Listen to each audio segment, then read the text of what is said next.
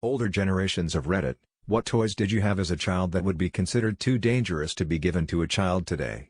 Not a toy, but playgrounds were plunked down onto asphalt and concrete. A chemistry set. My brother and I were totally unsupervised and never followed the instructions. We just mixed chemicals together at random to see what would happen. I remember one combination turned into this really smelly black foam-like substance. My dad and his brothers didn't have a chemistry set, but their father did let them play with mercury in his workshop. They also taught themselves to make zip guns, I think they were called. Basically, guns crafted from parts like car antennas. I have a crayon melter that melts crayons and lets you pour it into molds so you could make your own crayons and rings. Turns out production stopped because of a failure to stop the heater from being turned on if the lid was opened. We had these weird fake cigarettes that actually allowed you to blow smoke that was quite realistic. We freaked out a lot of adults with them. I had an incredibly heavy metal square-looking robot that spit smoke it produced from burning oil. It smelled noxious and was heavy enough it could have easily been a murder weapon. Lawn darts. I never owned one, but you could buy a radioactive science kit that came with real radioactive material and a Geiger counter. Creepy crawlers. It was the safer, 90s version, but you could still burn yourself on those metal molds. I'd k if anyone has said it yet, but the old Beyblades. The ones with the sharp metal on them and would slice up your hands when you tried to pick it up while it was still spinning lol. My cousin once sent one into a wall because it flew off his kitchen table. Edit, tie for the upvote guys, gals and NB pals, and also tie for the award. I had a large red plastic toy box that looked like a treasure chest in my bedroom closet growing up. When I was around 7, late at night the toy box would start taking to me from the closet, calling my name, Michael, in a low, creaky voice. For weeks, I was terrified to fall asleep because I knew I'd wake up to the voice again, yet every morning when the sun filled my room I'd open the lid to the box and it would just be toys, like it should be. Finally, I was able to convince my mom that I wasn't making it up, and got her to sleep in my room that night with me, and shortly thereafter she woke me up with "Michael, wake up, I hear it." Long story short, we discovered it was my talking kit with very low batteries, talking away in slow motion by itself.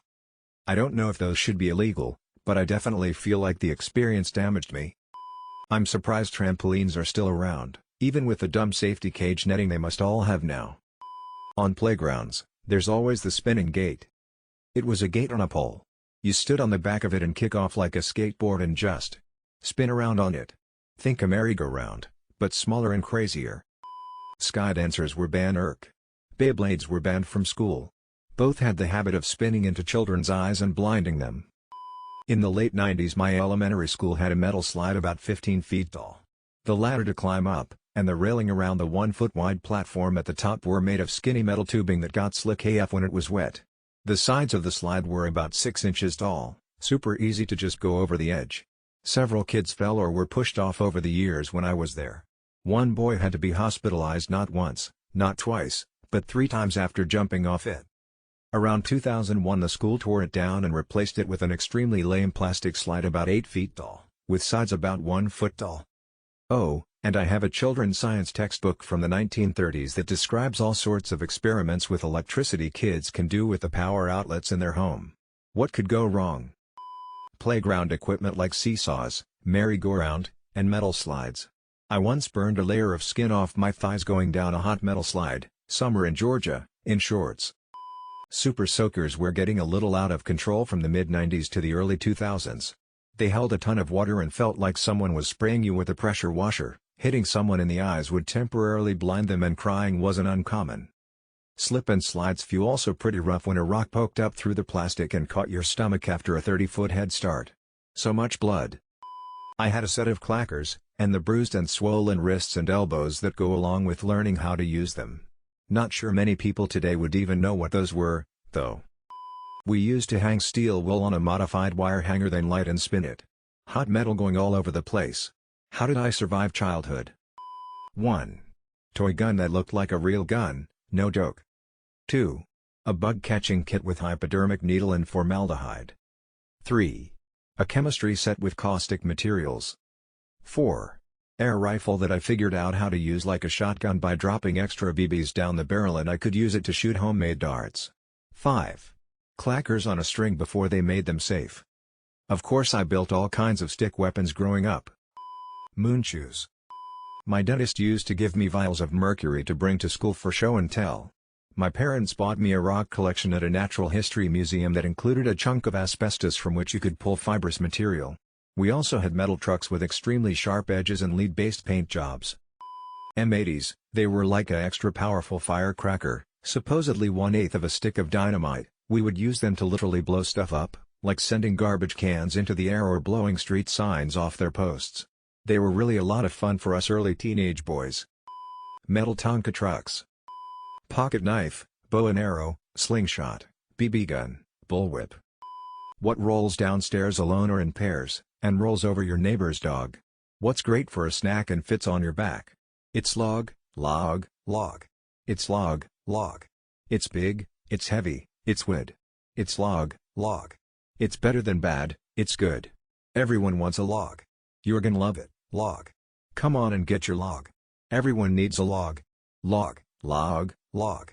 Edit, thanks for the awards. Fisher-Price people that aren't 3 across. My friend had a tandem bike that weighed more than we did. We would wobble around our very, very small town at will. No helmets, no nothing, just an 8 and a 10-year-old girl going up to the post office by ourselves on an ancient steel frame to get a carbonated beverage. Lawn darts, BB guns, CO2 cartridges filled with gunpowder, aka crater makers. I guess that last one isn't a toy per se. We did a lot of stuff like that to make our own fun that would get CPS called in today. Slap bracelets. The old ones had a sharp piece of metal inside them and those fuckers hurt. And of course we didn't just wear them, that was no fun. We had to have full-on playground wars and come in from recess with our arms all torn up. Also I knew 2 different kids who broke their ankles using a skip-it. Thank goodness I was an indoor kid, those things would have been a disaster for my clumsy ass. Chemistry set with some fun to play with mercury. A wood-burning set to burn your address into a piece of wood or into your hand. A metal casting set to make molten lead to make army soldiers with or to burn blisters into your finger. I remember these inflatable oversized boxing gloves and the commercial showing kids punching each other. Polly Pockets and Littlest Pet Shops are now made gigantic because I guess too many kids choked on them. Wrist rockets, using BB shot or larger ball bearings. Wicked. When I was 12, my friend used to pull out his dad's welder so we could modify bike frames. We used to do wacky shit like weld extensions on our forks to build choppers. Or weld 2 bikes together to make our own tandems. I distinctly remember there was only one welding helmet and the rest of us would peek through our fingers. No one went blind as far as I know, but I do remember a few welds breaking at speed and some of the guys limping home with blood dripping down their legs. I'm only 33, but do they still sell crazy carpets? Because I know plenty of people got absolutely fucked up by one of those as a kid, embarrassed smiley face. Personally I flew off a 20-feet embankment when I was like 5. Thankfully I was made of rubber and didn't have any actual injuries. Any toddler pull toy with a long string. Nowadays strings aren't longer than 6 inches, I think. Easy bake oven. That 100-watt light bulb could burn. I'm 13, but my mother told me about how old Mr. Potato Head bits had real metal spikes that you stuck into an actual potato. Freaky man. Cap guns that looked like real guns. Desert Eagle pistol had wood grips with slight gloss, the caps entered in a magazine from the bottom of the grip, no red cap on barrel. All black. Even a safety toggle for the trigger. AK-47 automatic water guns where again, water is in the magazine and you pop it in and go. If it didn't look very real, kids weren't into it. Then cops started accidentally shooting kids a lot and that all went bye-bye. 3-wheeled ATVs killed so many people in the early 1980s that they had become banned in some countries. Shortly before their decline here in Canada, mid to late 1980s, my family owned 2 of them. I can remember several times where myself or my 2 brothers rolled them onto our heads/necks. Luckily none of us were very seriously hurt. But now that I have kids, I would never let them use a 3-wheeler. When I was 8, I got this helicopter toy that you launched by pulling a string on the launch stick. The string would turn a shaft attached to the copter to get the blades turning fast enough to make it fly. The string was too short for me, so, in order to make the thing fly higher, I tied a 5-foot string to the helicopter launch stick. Then I had my little brother hold the launch stick and I pulled the string as hard as I could. The bottom of the launch stick pointed at me when I pulled the string, which meant the helicopter was pointed straight at my little brother's face. It launched all right, the metal blades of the copter sliced both his top and bottom lip and took out a chunk of his nose. Needless to say, the ass whipping handed to me after my dad got back from the hospital was incredibly memorable. My older brother had an original erector set from 1975. It's just toy scrap metal pieces with 1,000 tiny screws, nuts, and bolts to possibly choke on or stick in a light socket. Not that we ever tried. Survival knife. We all had these after the Rambo movies. 7 serrated blade, compass on the hilt, a garrote you could take off in case you had to strangle someone, and matches in the hilt. Woe be to the communists who tried to raid the suburbs that summer. Super elastic bubble plastic smile. Fisher-Price people. They still have them, but they're no longer sized to fit exactly into a small child's pharynx. Everything else had to be scaled to fit the new fat ones. Garages with only 2 levels instead of 3, the plane was all wrong, the castle didn't have the oubliette and the swing-out stairs. And as with any little girl, the curvy blue-blonde ponytailed mom was my ideal for what I'd look like as a grown-up. Except with legs. I like talking to old people and I don't think there are many on Reddit, but I did have a conversation once where they brought up lawn darts. Those bloody things were dangerous then too. I had a real bow and arrows with no training, extremely dangerous. Asbestos fake snow. I'm not older but I have studied asbestos in college. 3-wheelers. Brapping the American spirit until 1988-ish. Lawn darts and wood burning kits. I remember throwing the dates straight up into the air and standing under them and dodging it at the last moment. It's a wonder we didn't end up with one in the head. Also, wood burning kits? Basically a soldering iron that was used to burn thin pieces of wood to make art. Luckily never set anything on fire. Ohio blue tip matches. My grandma let us carry the box out her back door to burn shit. Strike anywhere. Boom fire. Not sure how I survived. My dad told me about how him and his brother would break thermometers and play with the mercury growing up. What's really funny and ironic about this is that when I was a senior in high school, a kid dropped a thermometer in his science class and they shut down the entire science wing in the school for the rest of the day to decontaminate. Toymax die-cast factory metal molder. My mom got me one of these from a garage sale when I was 7? 8? Essentially you melt down scrap metal, screws, bolts, BBs, whatever you have.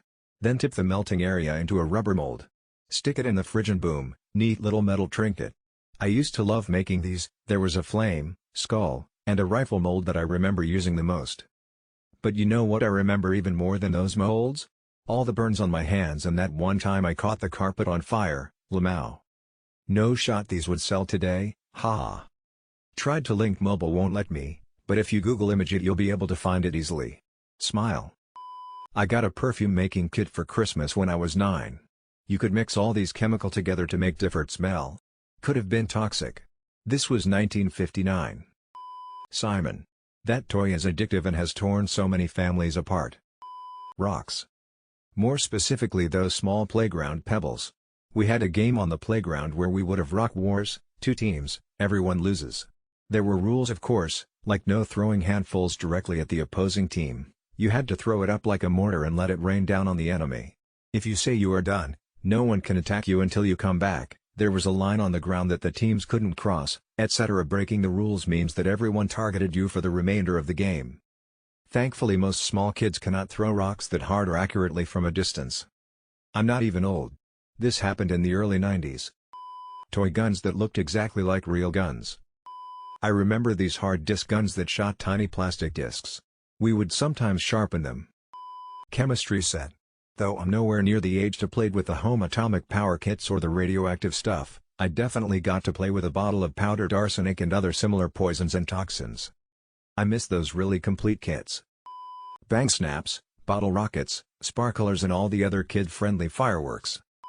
The Whammo company specialized in toys you'd break your mom's favorite lamp with. They made a jet plane about 8 inches long that didn't fly, but when you pushed a button the pilot shot up and out by a spring and floated back to Earth on a parachute. When the parachute ripped, one day, we took it off, held the plane vertically and ran around shooting the pilot at each other. You could even have said, "You'll put your eye out, kid." The old wood and sheet metal playgrounds were pretty great. The slides were always hot as fuck, you could get cut on the metal and screws, and get splinters from the wood. Still way cooler than the lame plastic ones though. The real answer is freedom. As in completely unsupervised playtime where you and your friend just go off and play. What are you doing? Who knows? Wrestling in the grass? Throwing rocks at trees? Sword fighting with sticks? Whatever. As a third grader I probably averaged 3 to 4 hours outside just playing around with my buddy. And it would have been impossible for my mom to find me. Thank you guys for watching, I really hope you all enjoyed it. Make sure to subscribe and like the video. See you soon.